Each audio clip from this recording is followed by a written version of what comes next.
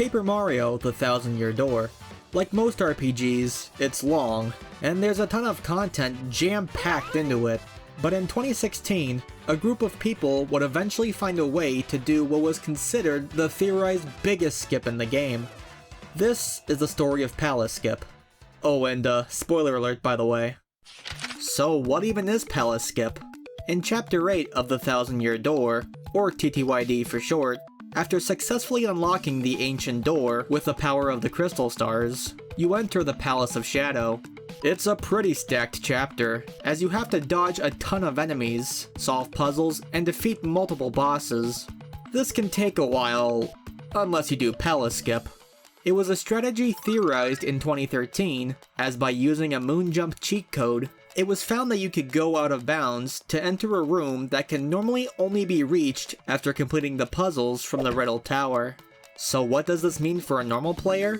Well, if you could do that, you'd skip a pretty sizable portion of Chapter 8. But for speedrunners, in their ever-longing quest to beat games faster, this meant so much more. Because in coordination with other strategies already known at the time, this would allow you to skip over 3 chapters. Wait, what? Yeah, you can completely skip 3 full chapters in the game. This is possible in part due to a strategy called Teleporter Room Early, which was found by a really tall glitch hunter in Tazzer. Get it? 'Cause really tall? Username? Height?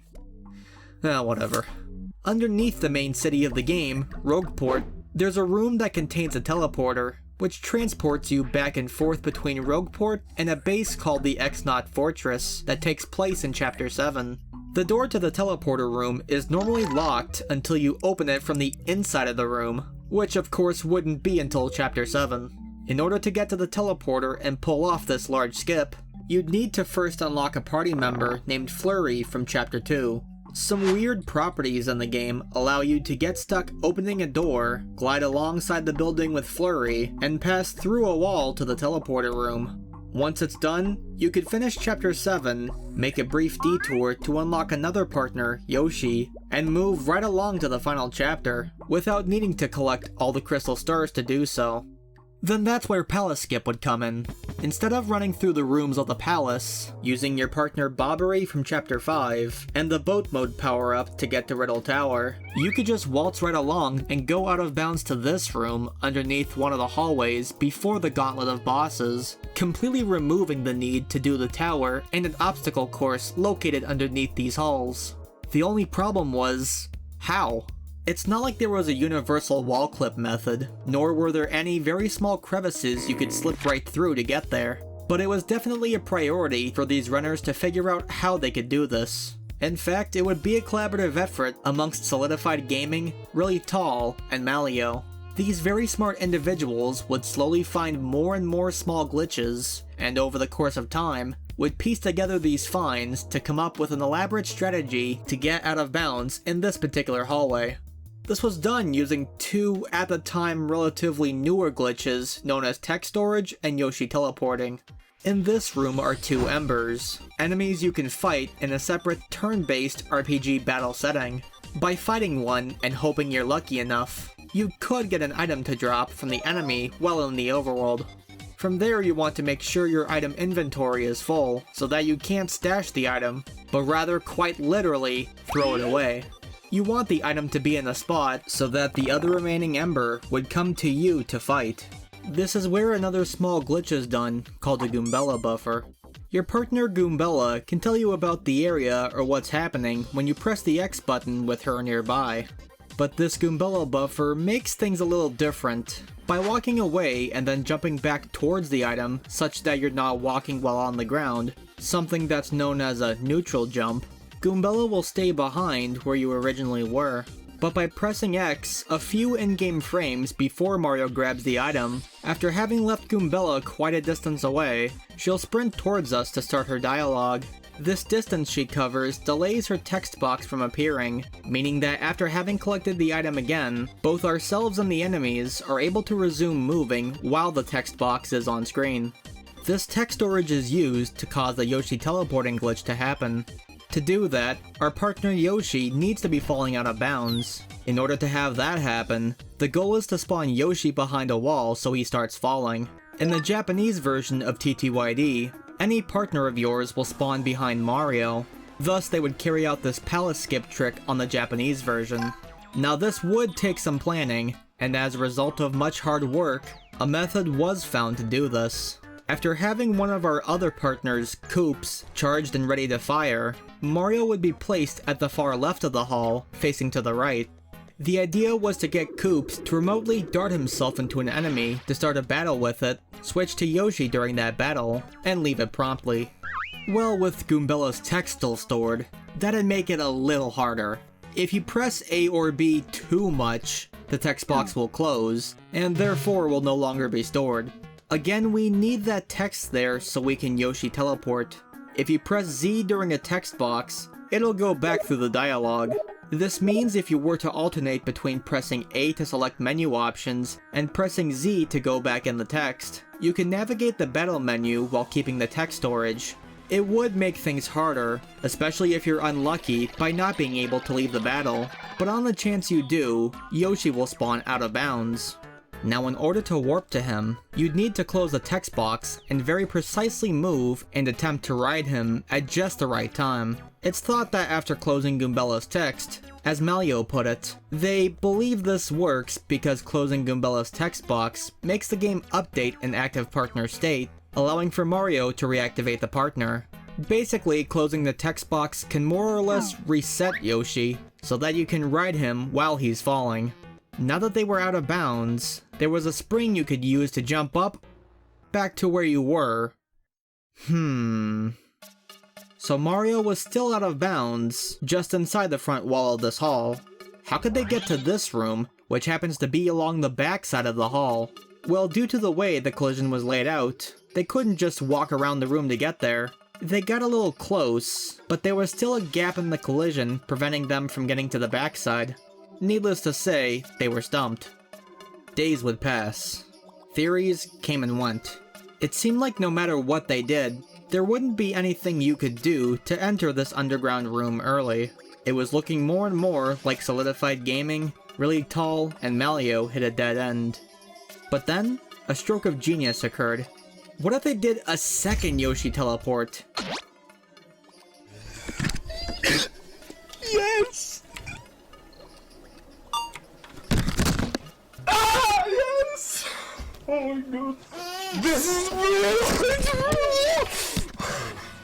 To do that, we'd have to go back to the beginning of the setup, do the text storage, then repeat the process again to have two text boxes appear on screen at the same time.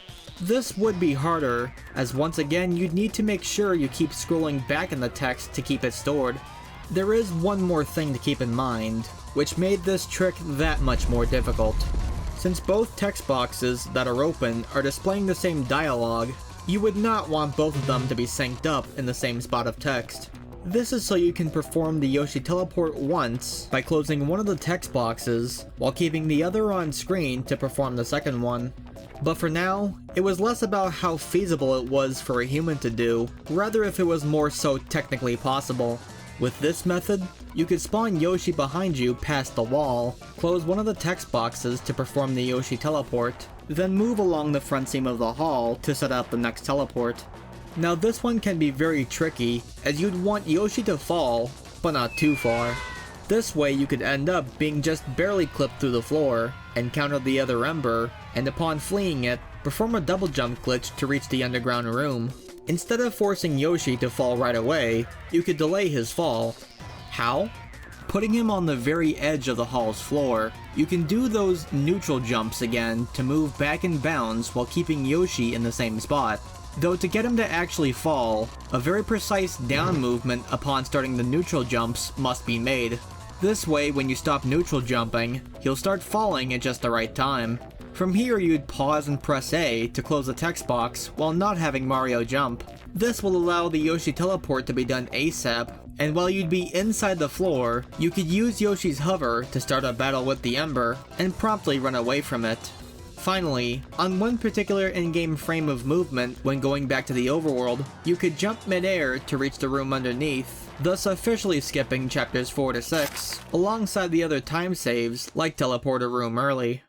It's a lot to get into, but back then, finding this was a big deal. People from different speedrun communities had heard the news about this skip potentially being possible, and it would come as no surprise on that fateful day in 2016 when Malio finally found it. Ah, yes! This is real! Oh my god! Oh! Best case scenario! Best case scenario!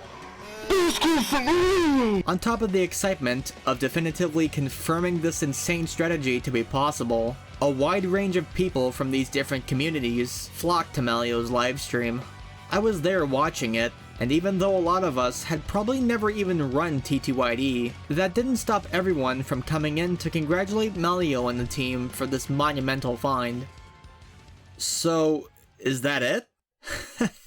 No. This game would eventually have much more coming to it. This initial find for Palace Skip wouldn't seem to be exactly viable for humans to perform, but just a couple months later, they'd find one. Many different improvements were made to this strat, including not having to do 2 tech storages, rather only 1 storage, and a method with the Ultra Hammer, an item that you could obtain normally towards the end of the game. But there was even a crazy strategy to collect that early too. The game has become so broken, in fact, that back in 2021, a setup involving everyone's favorite arbitrary code execution would be found for TTYD by Solidified Gaming and Malio, warping straight to the credits in just 25 minutes. But this is not something I'll talk about today, as it involves so much work to the point that I could talk about it for quite a while. But hey look, Professor Frankly's in the credits. Frankly! Malio has a very in-depth video explaining that topic, so if you'd like to learn more about that, check out his video, link in the description. While so much more crazy stuff has been discovered for Paper Mario: The Thousand Year Door to this day, nothing quite beats the feeling that came from Malio's initial Palace Skip discovery from that livestream. Watching a strat get found is one thing, but being the one to find the strat? That's a whole other rewarding feeling. Much like the time a friend and I found the once thought to be impossible Chauncey one-cycle strategy for Luigi's Mansion, which you can check out here. If you enjoyed this video and want to see more like it, share your thoughts in the comments below. But with that being said, thank you for watching, and until next time, take care and peace.